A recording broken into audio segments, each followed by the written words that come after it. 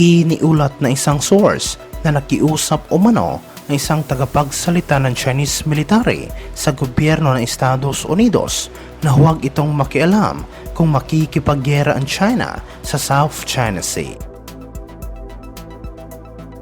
Ayon kay Senior Colonel Ren Guchang na hindi dapat makialam ang Washington sa mga ginagawang aksyon ng People's Liberation Army sa South China Sea dahil wala itong karapatan na diktahan o pagsabihan ang kanilang gobyerno sa kung ano ang dapat nilang gawin sa loob mismo ng kanilang teritoryo. Ngunit sinabi naman ng ilang mga analista na ipinapakita lang sa pahayag na Ren Guchang na hindi nila kayang suwayin ang kagustuhan ng gobyerno ng Estados Unidos at pinapatunayan lang nito na mahina talaga ang Chinese military. Idinagdag din ng mga analista na alam umano ng mga Chinese military official na walang kakayahan ang People's Liberation Army na harap-harapang makipaggera sa Estados Unidos, kaya't hanggang ngayon puro pagbabanta at pananakot lang umano ang ginagawa ng China sa rehiyon. Iniulat ito matapos sinabi ng gobyerno ng Pilipinas na mahigit sa 135 Chinese vessel ang nakita na nagkukumpulan sa isang reef sa West Philippine Sea at inilarawan ang presensya ng mga Chinese sa nasabing karagatan bilang nakakaalarma. Sinabi ng Philippine Coast Guard na mga Chinese vessel ay nakakalat sa loob ng Whitsun Reef na kung saan kilala sa Pilipinas bilang Julian Felipe Reef at matatagpuan 320 kilometro sa kanluran ng Palawan Island. Sinabi ng Philippine government na mayroong 111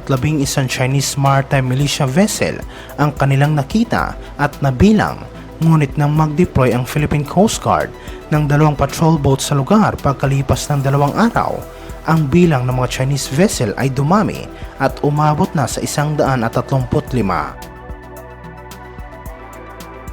Sinabi sa report na hindi umano sumagot ang mga Chinese militia vessel sa ginawang radio challenge ng Philippine Coast Guard sa Julian Felipe Reef at sinabi ng PCG na ang presensya ng mga Chinese vessel ay nakakaalarma at iligal. Inaangkin ng China ang halos buong South China Sea, kabilang ang mga karagatan at isla na malapit sa baybayin ng ibang mga bansa, at binaliwala din ito ang isang desisyon ng International Tribunal na nagpawalang bisa sa maritime claim nito sa pinagtatalunang karagatan. Ang Pilipinas, Brunei, Malaysia, Taiwan at Vietnam ay mayroon din mga claim sa iba't ibang isla at bahura sa South China Sea na kung saan ang karagatan ay pinaniniwalaang may malaking oil at gas deposit.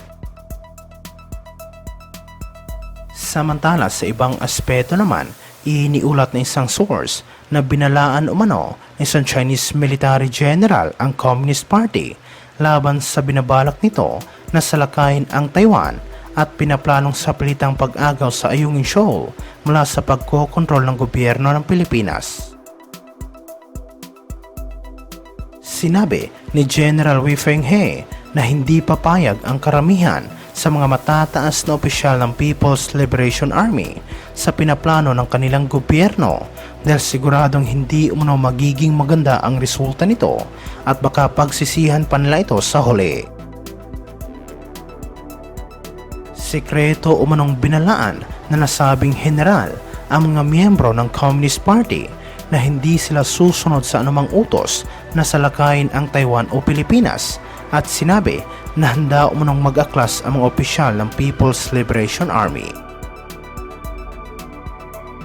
Nilinaw din niya sa Communist Party na hindi nito kayang kontrolin ang mga opisyal ng People's Liberation Army at kung talagang ipipilit ng CCP ang kanilang gusto, siguradong maraming pagbabago ang magaganap sa China.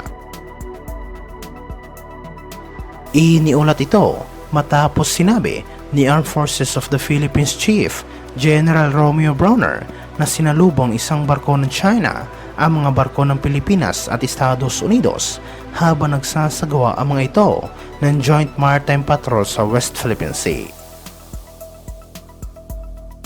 Ayon sa hepe ng Sandatahang Lakas, 2 Philippine at isang US vessel ang magkasamang nagpatrolya 30 nautical miles mula sa Malampaya Gas Field Facility sa hilagang bahagi ng Palawan nang biglang namataan nila ang isang Chinese vessel.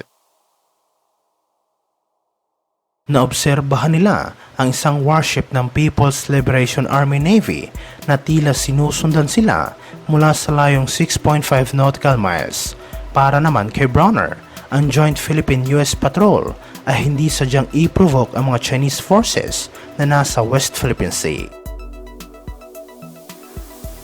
Sinabi niya ng kanilang objective ay upang matiyak ng Armed Forces of the Philippines ay mayroong interoperability sa US military, mapahusay ang kanilang kakayahan upang epektibong i-promote ang tinatawag na rules-based international order sa West Philippine Sea. Anya na sa ngayon, naniniwala ang Sandatahang Lakas ng Joint Maritime at Air Patrol sa pagitan ng Pilipinas at Estados Unidos ay naging matagumpay dahil hindi umano sila nakaranas ng anumang hindi kanais-nais na insidente. Idinagdag niya na nakamit ng US at Philippine military ang kanilang mga objective na itinakda para sa Joint Maritime at Air Patrol at dahil dito, napahusay ng AFP ang kanilang kakayahan na mag-operate ng sabay kasama ang kanilang kaalyado.